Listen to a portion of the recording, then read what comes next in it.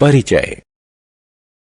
तरुण अपने सामाजिक विज्ञान के प्रोजेक्ट के लिए एक गांव में गया है। गांव शहर से एकदम अलग है। गांव बहुत हरा भरा है, जबकि शहर में हरियाली मुश्किल से मिलती है। गांव की हवा में ताजगी है, प्रदूषण का नामो निशान नहीं है। तरुण के लिए यह एकदम नया अनुभव है। उसे तो शहर में धुआं और जहरीली गैसें गटकने की आदत है। तरुण के दिमाग में यह सवाल आया कि क्या यह अंतर पेड़ों के कारण है। इस पाठ में हम विस्तार से जंगलों की बात करेंगे। उद्देश्य। इस पाठ के अंत में आप निम्न करने में सक्षम हो जाएंगे: जंगलों की परिभाषा बताना, जंगलों की संरचना बताना, जंगल से मिलने वाली चीजों की सूची बनाना, खाद्य श्रृंखला की परिभाषा बताना, खाद्य श्रृंखला के अंगों की सूची बनाना, इंसानों के लिए जंगलों का महत्व बताना। जंगल परिचय। घने पेड़ों वाले धरती के विशाल क्षेत्र जंगल कहलाते हैं। पृथ्वी के कुल भूक्षेत्र का लगभग 30% जंगलों से ढका हुआ है। इन्हें वन भी कहते हैं। जंगल में बड़े बड़े पेड़ ही नहीं, छोटे छोटे पौधे और झाड़ियां भी होती हैं। जंगलों में तरह तरह के पेड़ पौधे यानी वनस्पति और जीव जंतु पाए जाते हैं। जीव जंतु और वनस्पति के अलावा अनेक आदिवासी समुदाय भी जंगलों में रहते हैं। वे अपना भोजन और कपड़े जंगल से ही लेते हैं। जंगल से मिलने वाली चीजों से उनकी आजीविका चलती है। जंगलों की संरचना। पेड़ों और झाड़ियों के ऊपरी हिस्से में शाखाएं और पत्तियां होती हैं। उसे मुकुट या छत्र कहते हैं। ऊंचे पेड़ों के छत्रों से जंगल की छत बनती है। जंगल की छत छतरी की तरह जंगल को धूप से बचाती है। जंगल की जमीन गर्म और आर्द्र होती है। इस पर पत्ते, शाखाएं, कीट पतंगे, काई और फफूंद तथा जीवाणु जैसे सूक्ष्म जीव रहते हैं, जो हमारी आंख को दिखाई नहीं देते। यह सूक्ष्म जीव जैविक पदार्थ को विघटित कर गहरे काले रंग का पदार्थ ह्यूमस खाद बनाते हैं। यह खाद पौधों को पौष्टिक तत्व देती है और मिट्टी को उपजाऊ बनाती है। जंगल की कई परतें दिखाई देती हैं, क्योंकि पेड़ों की ऊंचाई अलग अलग होती है। सबसे ऊपरी परत ओवर स्टोरी कहलाती है। झाड़ियों, जड़ी बूटियों और काई की निचली परतों से अंडर स्टोरी बनती है। जंगल और उससे मिलने वाली चीजें। पेड़ों से पैदा होने वाले बीजों को पवन, जल और जीव जंतु हर तरफ फैला देते हैं। जंगल की गर्म और आर्द्र जमीन बीजों के अंकुरण के लिए उपयुक्त है। अंकुरित बीजों से अंकुर फूटते हैं, जो पहले पौधा और फिर पेड़ बन जाते हैं। जंगल हमें ईंधन और फर्नीचर के लिए लकड़ी, पशुओं के लिए चारा, औषधीय वनस्पति, कागज, बांस, रबड़, गोंद और तरह तरह की दूसरी चीजें देते हैं। खाद्य श्रृंखला। नाश्ते का समय है। रिया पनीर का टुकड़ा खा रही है। उसने सोचा कि क्यों न पता लगाया जाए कि इस पनीर के टुकड़े की शुरुआत कहां से हुई। पनीर दूध से बनता है और दूध गाय से मिलता है। गाय वनस्पति यानी पौधे खाती है। पेड़ पौधे सूरज की धूप की मदद से अपना भोजन तैयार करते हैं। इस तरह रिया खाद्य श्रृंखला की पहली कड़ी तक पहुंच गई है। खाद्य श्रृंखला ऐसा सिलसिला है जिसमें ऊर्जा एक जीव से दूसरे जीव तक पहुंचती है। खाद्य श्रृंखला के मुख्य अंग हैं सूरज, वनस्पति, जीव जंतु और अपमार्जक या मुर्दाखोर। सूरज ऊर्जा का प्रधान स्रोत है। वनस्पति उत्पादक है, क्योंकि वह धूप की मदद से अपना भोजन तैयार करती है। जीव जंतु यानी पशु उपभोक्ता हैं। जीव जंतु वनस्पति खाने वाले शाकाहारी या मांस खाने वाले मांसाहारी हो सकते हैं। कुछ जीव जंतु सर्वाहारी यानी वनस्पति और दूसरे जीवों दोनों को खाने वाले हो सकते हैं।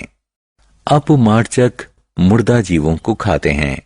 आइए खाद्य श्रृंखला का एक आसान सा उदाहरण लेते हैं। वनस्पति धूप की मदद से अपना भोजन तैयार करती है। वनस्पति को हिरण ने खाया, हिरण को शेर ने खाया। शेर मर गया तो गिद्ध और हाइना जैसे मुर्दाखोर उसका गोश्त हजम कर गए। फफूंद और जीवाणु जैसे विघटकों ने बचे खुचे मृत जीवों का सफाया किया और उन्हें विघटित कर खाद बनाई, जिससे वनस्पति को पोषण मिला। इस तरह खाद्य श्रृंखला का चक्र पूरा हो गया। जंगलों में ऐसी अनेक खाद्य श्रृंखलाएं पनपती हैं और आपस में जुड़कर खाद्य जाल बुन लेती हैं। जंगल पृथ्वी के हरित फेफड़े। पहाड़ों पर घने जंगल होते हैं। जंगल प्रकाश संश्लेषण की क्रिया से वायुमंडल में ऑक्सीजन और कार्बन डाइऑक्साइड के बीच संतुलन रखते हैं। प्रकाश संश्लेषण की क्रिया से वनस्पति अपना भोजन तैयार करती है।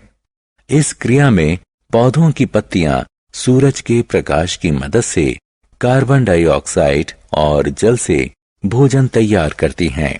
इंसान और जीव जंतु कार्बन डाइऑक्साइड छोड़ते हैं। वनस्पति मिट्टी से जल सोखती है। प्रकाश संश्लेषण से शर्करा और ऑक्सीजन बनती है। शर्करा पेड़ पौधों यानी वनस्पति के बाकी हिस्सों में चली जाती है। ऑक्सीजन हवा में छोड़ दी जाती है, जिससे इंसान और जीव जंतु सांस लेते हैं। इसीलिए जंगलों को पृथ्वी को प्राणवायु देने वाले फेफड़े कहते हैं। जंगल और जल चक्र। जंगलों की जल चक्र में महत्वपूर्ण भूमिका है। वे वाष्पीकरण के माध्यम से इसमें योगदान करते हैं। वाष्पीकरण ऐसी क्रिया है जिससे पौधों की पत्तियों और तनों से पानी की वाष्प उड़कर वायुमंडल में जाती है। फिर यह उठकर हवा के संपर्क में आती है। यह वाष्प ठंडी सतह को छूने के बाद संघनित हो जाती है और बादल बनाती है। बादलों में जल की बूंदें जब बहुत अधिक हो जाती हैं तो बारिश के रूप में धरती पर गिरती हैं। वर्षा का जल, वर्षा का पानी झरनों, नदियों और महासागरों में पहुंचता है, जिससे जल चक्र पूरा हो जाता है। जंगल मिट्टी का कटाव रोकते हैं। लीना ने एक अखबार में एक सुर्खी देखी, जंगल ना होने से आई अचानक बाढ़। इसे पढ़कर वह जंगल और बाढ़ के बीच का संबंध जानने के लिए उत्सुक हो गई है। पौधों की जड़ें न सिर्फ उन्हें मिट्टी में जमाती हैं, बल्कि मिट्टी को भी बांधे रखती हैं। जंगल नष्ट होने पर मिट्टी की ऊपरी परत ढीली हो जाती है, जिसे जल और पवन बहा ले जाते हैं। इसके कारण रेगिस्तान फैलता जाता है। मिट्टी की उपजाऊ शक्ति भी कम हो जाती है। मिट्टी की ऊपरी परत हट जाने से बारिश का पानी सोखने की मिट्टी की क्षमता कम हो जाती है। इसके परिणाम स्वरूप बाढ़ आती है। जंगल वायु और ध्वनि प्रदूषण कम करते हैं। आदिल एक क्लिनिक में है। वह आंखों में खुजली और गले में खराश की शिकायत कर रहा है। डॉक्टर ने कहा कि ये प्रदूषण के लक्षण हैं। आदिल में जो लक्षण दिखाई दे रहे हैं, उनका कारण वाहनों और कारखानों से निकलने वाला धुआं और जहरीली गैसें हैं। अगर जंगल ना होते तो स्थिति और भी खराब होती, क्योंकि पेड़ कार्बन डाइऑक्साइड सोखकर और ऑक्सीजन छोड़कर हवा को साफ कर देते हैं। जंगल शहरी माहौल से उठते शोर को सोखते और रोकते भी हैं, जिससे पृथ्वी रहने लायक हो जाती है। सारांश। आइए हमने जो कुछ सीखा है उसे संक्षेप में दोहराएं। घने पेड़ों वाले धरती के विशाल क्षेत्र जंगल कहलाते हैं। जंगलों में तरह तरह के पेड़ पौधे यानी वनस्पति और जीव जंतु पाए जाते हैं। जंगल की सबसे ऊपरी परत ओवर स्टोरी यानी ऊपरी मंजिल कहलाती है। झाड़ियों, जड़ी बूटियों और काई की निचली परतों से अंडर स्टोरी बनती है। जंगल हमें ईंधन और फर्नीचर के लिए लकड़ी, पशुओं के लिए चारा, औषधीय वनस्पति, कागज, बांस, रबड़, गोंद और तरह तरह की दूसरी चीजें देते हैं।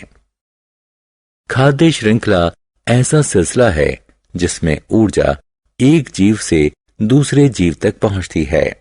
जंगल प्रकाश संश्लेषण की क्रिया से वायुमंडल में ऑक्सीजन और कार्बन डाइऑक्साइड के बीच संतुलन रखते हैं। जंगल वाष्पीकरण के माध्यम से जल चक्र में महत्वपूर्ण भूमिका निभाते हैं। जंगल मिट्टी के कटाव और वायु तथा ध्वनि प्रदूषण को रोकते हैं।